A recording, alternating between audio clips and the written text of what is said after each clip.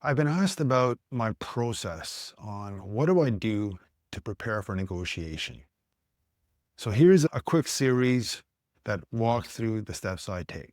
So first off, if you have a planned negotiation, I consider that to be a gift, a true luxury, because you have the luxury of time to prepare.